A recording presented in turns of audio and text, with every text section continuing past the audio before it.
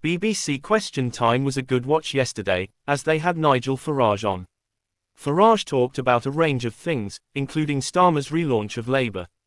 Given the nature of the show, there were always going to be some disagreements, and one of those rows involved both Nigel Farage and Alastair Campbell. In today's video we'll be looking at the latest news from up and down the country and also seeing our reactions. So as mentioned in the introduction, Nigel Farage and Alastair Campbell had a heated exchange on Question Time over the legacy of Brexit, with the Reform Campbell the biggest loser in history. The confrontation began when Campbell expressed his disappointment that Keir Starmer's recent speech did not address Brexit, which he claimed had done the country a great deal of damage. Farage responded with obvious disgust, initially saying, "Oh dear," before launching into a more forceful rebuke. "There is a clock. I just want to make one final point. I was disappointed," and Nigel says immigration is a big problem. "I was disappointed that Keir didn't mention Brexit, because I think Brexit has done a lot of damage to this country." "Oh dear. Okay, I'm sorry, Nigel, I'm sorry." And Nigel doesn't want to accept it. "You're the worst loser in history, Alastair, get over it, it was 8 years ago, move on. You won. It's over. You're the worst winner. It's over. Because you've never taken responsibility for what you've won. It's over. No, we're free, and we're not part of this Eurozone that's collapsing around its ears. I'm happy, we're out, we're free. I'll tell you what you are someone, and we've seen it tonight, you are someone who will exploit any issue for your own political ends.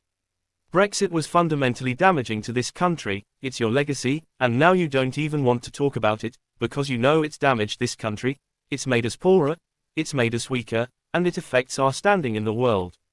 No, I'm not saying that. Your decision was made 8 years ago. And it's made us poorer. Gave us the chance to be significantly richer, gave us the chance to control our borders, and all that stuff, and sadly the Tories have done nothing this month. If we had done it Nigel's way, it would have been all in the sunshine. So would you be like France now or Germany now? No, I wouldn't.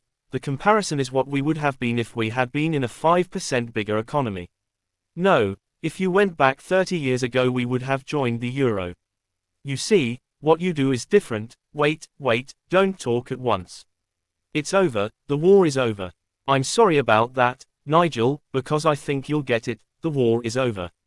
The young people of this country know that you've taken their future away from them, the war is over, and they will get it back. Go ahead. What are your thoughts on this? Let me know in the comments. In other news, Keir Starmer is facing a backlash from civil service unions after criticizing Whitehall culture in a speech at Pinewood Studios. The Prime Minister has sparked controversy by suggesting that too many people in Whitehall are getting comfortable in a hot bath of systematic austerity.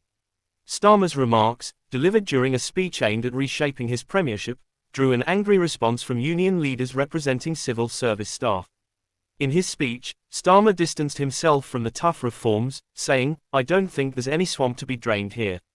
However, he criticized what he saw as a lack of ambition in Whitehall, quoting JFK as saying, "You don't choose change because it's easy, you choose change because it's hard." The Labour leader expressed frustration at what he saw as an overly cautious approach, claiming that officials were saying nothing, not trying to do anything too ambitious, setting targets that would be achieved anyway. FDA union leader Dave Penman expressed his anger, accusing Starmer of betraying the trust of civil servants. "I don't think the PM understands how damaging his words are. I think he feels betrayed," Penman told the BBC. He particularly criticized Starmer's choice of rhetoric, saying, "Here we are 5 months into this Trumpian language that's being used." Penman added that Starmer could have highlighted the incredible work of the civil service instead of focusing on the decline. Steve Thomas, Deputy General Secretary of the Prospect Union, warned against scapegoating civil servants for policy failures. Reform may be necessary. In fact, civil service unions have been saying for years that we are ready to work with the government, he said. Thomas called for addressing the unregulated cuts in parts of the civil service through pay reforms to compete with the private sector. In response, Starmer promised a deep cultural shift away from a decline mindset in his policy document. The Conservative backlash came from party leader Kim Badenoch, who seized on Starmer's speech as evidence of Labour's shortcomings. Badenoch characterised the address as an emergency reset of Starmer's premiership. He suggested that Labour was not ready for government after winning the general election in July.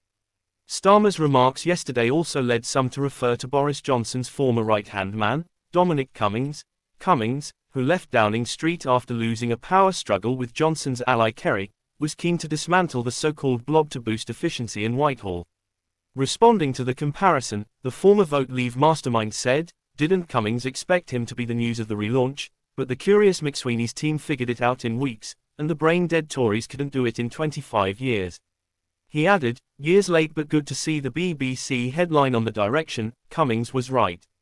It's a shame MPs will spend years destroying the country instead of dismantling Northcote Trevelyan's permanent bureaucracy that has destroyed the country. As the Eurozone/EU shitshow intensifies, it won't be long before the BBC headline is running, Brexit was right."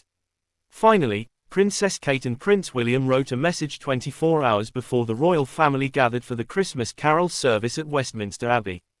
The royals shared a statement late Thursday evening, thanking artist Charlie Maxey for working on the special illustration for the service. Maxey created the illustration that will feature on the front cover of the order of the service at the event. The bespoke artwork captures the event's theme of love and compassion, reflecting how much people need each other, especially during life's most difficult times. The couple wrote on social media, "We look forward to tomorrow's together at the Christmas carol service at Westminster Abbey, celebrating love and compassion this festive season. Thank you to Charlie Maxey for bringing this year's theme to life with a stunning illustration." Maxey's illustration shows a group of people hugging as they walk through the snow towards Westminster Abbey.